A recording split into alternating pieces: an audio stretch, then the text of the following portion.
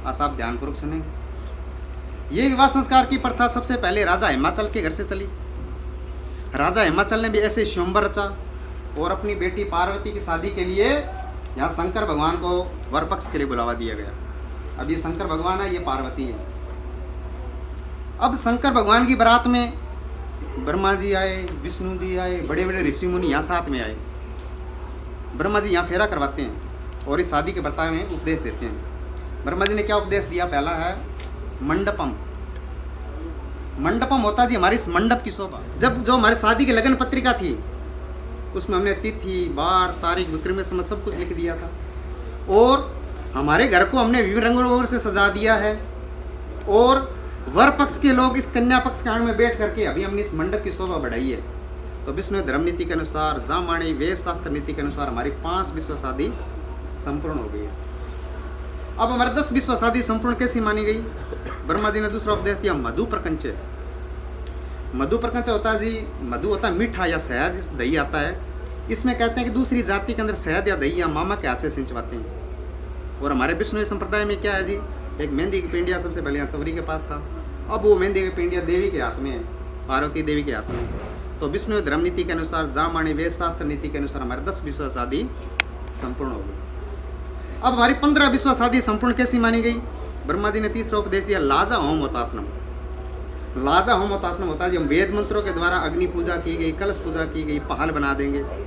तो विष्णु धर्म नीति के अनुसार, जामाणी वेद शास्त्र नीति के अनुसार हमारी 15 विश्व शादी संपूर्ण हो जाएगी। अब हमारे 20 विश्व शादी संपूर्ण कैसी मानी जाएगी? ब्रह्मा जी का यह उपदेश था, बड़ा इंपॉर्टेंट महत्वपूर्ण बताया गया था। क्या था? बावेंग कर्तवा तबला कन्याकुमारी का। कहते हैं कि जब तक कन्या वर के बावेंग नहीं बैठती तब तक कहते हैं जी वो अब तक कुंवारी मानी जाती है। तो ऋषि मुनि बड़े बड़े ब्रह्मा जी को कहने लगे महाराज देवी को आप बावेंग बैठाओ। अब देवी सबके सामने कहने लगी महाराज पति देव मैं बावेंग तभी बैठूंगी मेरे आप 7 वचन स्वीकार करेंगे।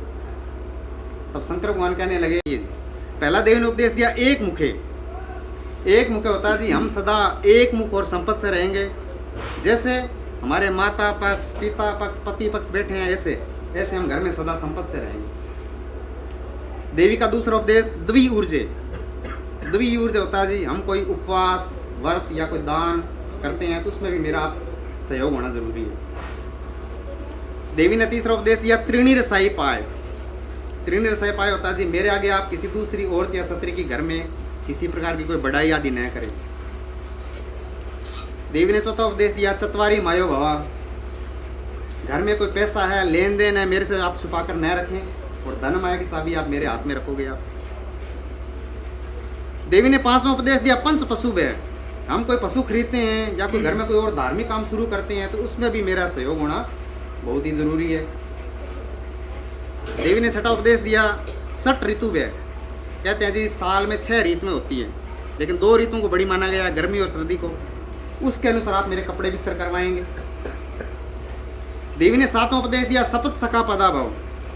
घर में या रसोई में या कोई आंगन में कोई गलती हो जाती है तो सखियों में बैठे मेरे किसी प्रकार का कोई अपमान नहीं होना चाहिए। ये सभी 7 वचन शंकर भगवान स्वीकार करते हैं। अब शंकर भगवान कहने लगे देवी पार्वती देवी आपने जो 7 वचन सुनाए हैं मैंने स्वीकार किए हैं, अब मेरे भी 7 नियम। भगवान अपने 7 वचन सुनाते हैं जी, पार्वती देवी कैसे स्वीकार करेंगे। पहला है आदु धर्मधरा।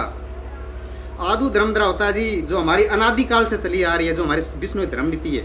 अभी हमने पिछले दिनों अपना विष्णु स्थापना दिवस मनाया 536वां, यानी लगभग 560-65 साल हो गए हमारे चले हुए समाज को।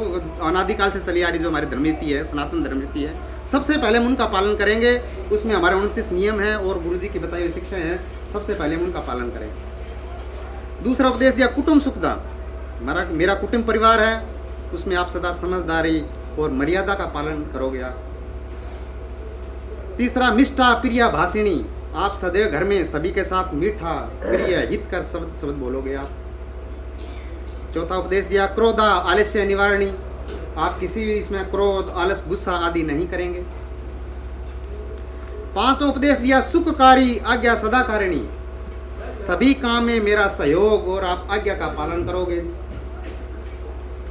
अगला उपदेश दिया सुसुरसा मातृतम पितरतम।